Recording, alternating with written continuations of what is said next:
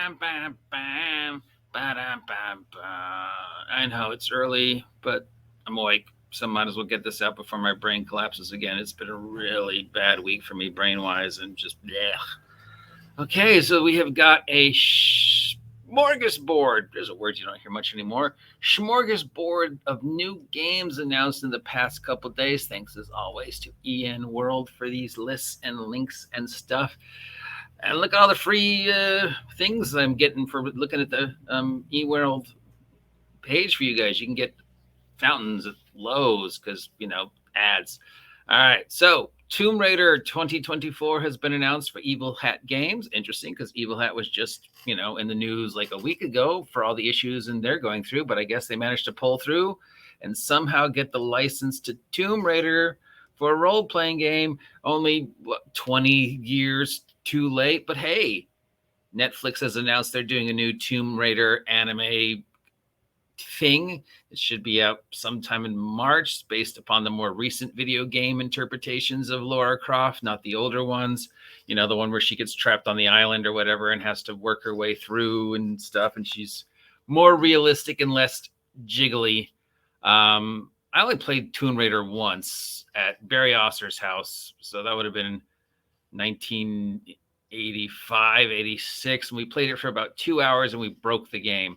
And we had to redo an entire huge scene. We had to go back to the last time we saved to try through it again because we somehow broke an encounter where we were talking to somebody, but that somebody we'd shot. But the game still thought the scripted event had happened. So there was Laura standing in an empty room talking to a rock. And we're like, yeah, we probably should go back and redo this scene. That's like the one time I played Tomb Raider. But yeah, Evil Hat got the rights to the Tomb Raider IP 30 years too late. Maybe, who knows? Maybe the Netflix thing will re-spark some interest in Laura. I mean, there was a time when she was the queen of video games. Daniel D. Fox, creator of Zweinhinder, has announced they're doing Zweinhinder Reforged or Zweinhinder 1.5 or whatever you want to call it. I mean, Zweinhinder's been out like a week. But yeah, they're already working on a reforged, remastered, rescripted, rewritten, whatever you want to call these things. Basically, hey, here's the game, but now we've changed everything. So we could give you a, $5 errata, or we could charge you $60 for a brand new book. Which do you think we're going to do? So there's a new Zweinhinder coming out for all of you who are fans of this pinnacle of dark Gothic European role-playing. Yay. Here's one that I know my good friend Max will be happy about, or maybe not. Spider Monkey Max over at Legion of Myth Games used to be a big fan of Coriolis. Well, it looks like Free League is announcing a new Coriolis or a new take on Coriolis. This is called Coriolis the Great Dark. And it's a brand new science fiction role-playing game about exploration, mysteries, and intrigue. Delve deep into the ancient ruins and partake in the Byzantine schemes of powerful guilds. So I don't know if this is a redo of Coriolis for a new generation, Coriolis 2.0, or an expansion of the existing Coriolis game. But it might be a great chance for people to grab Coriolis who didn't get it the first time, because as you know, Free League has a thing where they put a game out for like 5 seconds, and then once all those copies are sold, they don't redo it ever. So if you want to get a copy of original Coriolis, or in my case, Mutant Year Zero, you either got to spend like $100 on eBay, or you got to, be okay with the PDFs, which are still available, or you got to hope maybe someday Free League re-releases it. So it looks like Free League is doing this. I don't know what it means, but they're doing it. Hopefully we'll have more. It says it's a spiritual sequel, but it's also a standalone game. So I don't know what that means, but it's coming out. And then Shadow of the Weird Wizard hit drive-through this week. Everybody remember that one? Shadow of the Weird Wizard. That was last year, or even maybe 2022, where it was announced. And finally, we are getting it only a year late.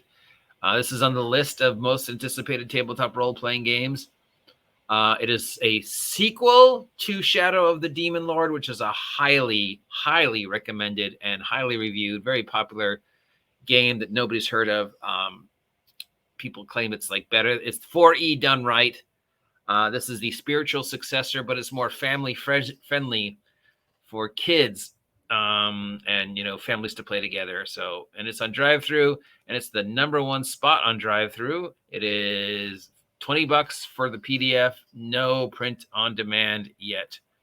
So I never had a chance to play this game, but I've heard nothing but good things about it. So I don't know what to tell you, except it's received a lot of amazing reviews and a lot of anticipation.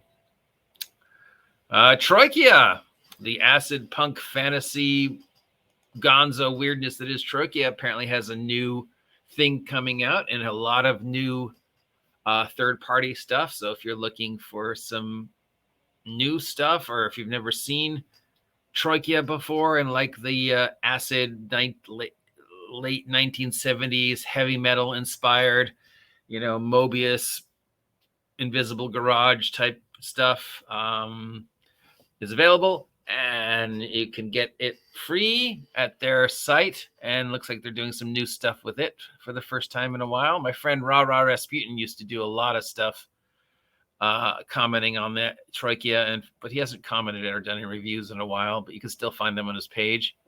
So many new games coming out.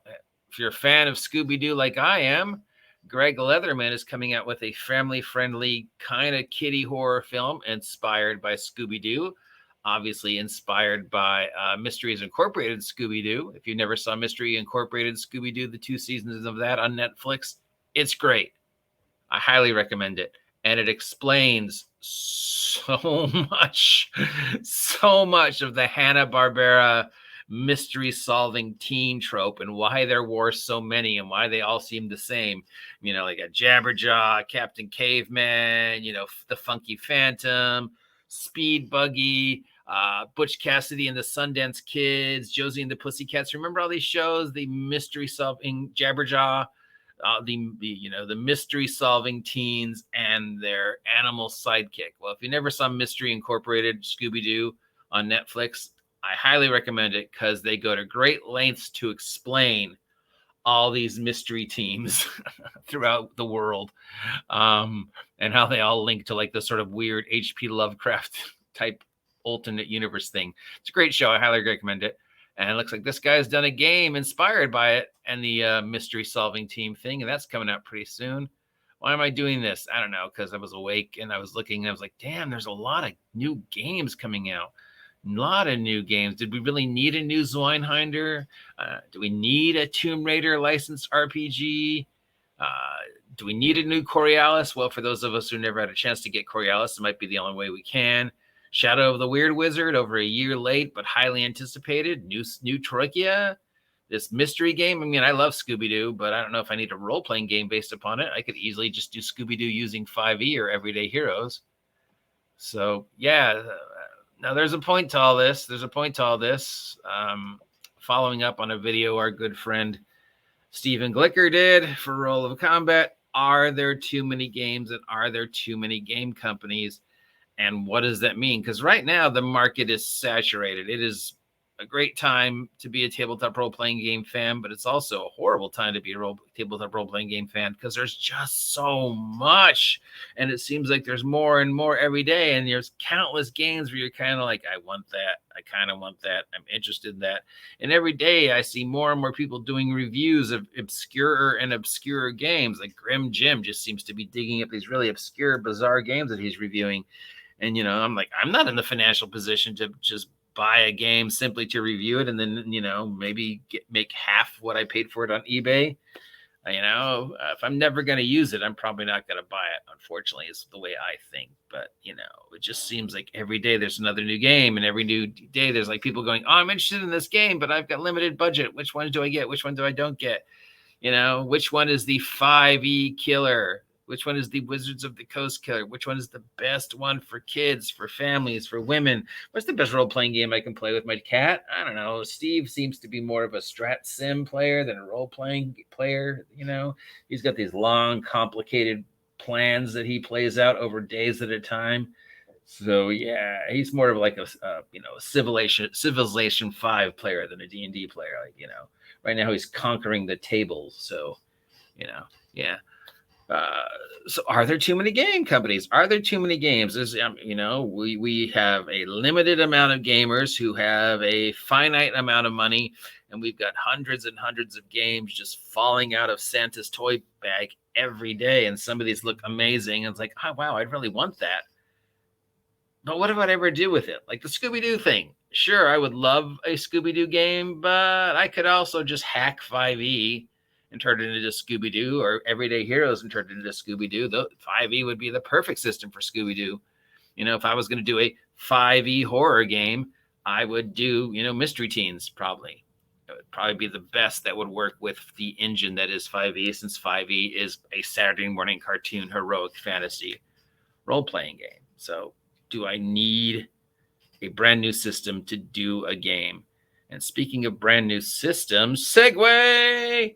We got some new information on Daggerheart from our good friend Bob Worldbuilder, which we'll be talking about later today. So if you have some unanswered questions about Daggerheart, join me as I talk about the video Bob did and see if any of those questions are answered. Here's a hint. No, they're not. And yeah, there we go. So that's new games coming out this week. And a lot of them are like, do I really need this? Like Zweinhinder. Zweinhinder's been out for like a week. Do I really need a new version of Zweinhinder already? I guess if you didn't get a chance to pick up the Zweinhinder the first time, this might be a good chance to get it. But you know what I think about remasters and 3.5s. It's like that's an errata that you're charging me $60 for. I'm sure I should, if I've already paid your game and I'm on your website, your errata should be $10. You're still making money, but it's less work for you to do an errata PDF than a whole new $60 game and telling me it's backwards compatible when we all know it's not. It never will be. There's no such thing. So yeah, and a new Coriolis, brand new game, or just errata, an update of the existing game. If it's just errata and an update, then do I need it? But they claim it's a spiritual successor and a brand new one. So, and knowing Free League's output, it might be the only time you ever get a chance to get the Coriolis rules, because it seems Free League operates on the once it's gone, it's gone. We're not going to reprint it mentality. But I don't know. What do you guys think? Any of those sound interesting to you? Was Shadow of the Weird Wizard on your list of most anticipated games for 2022, 3-4? Wasn't on mine, but a lot of people really like Shadow of the Demon Lord. So you tell me what you're thinking this Thursday. Thursday? It's Thursday. What do you Thursday? You tell me what you're thinking this Thursday morning, and I'll be back with our regularly scheduled nonsense around 8. Till then, I'm the OGGM asking you to like, share, subscribe, and stay healthy.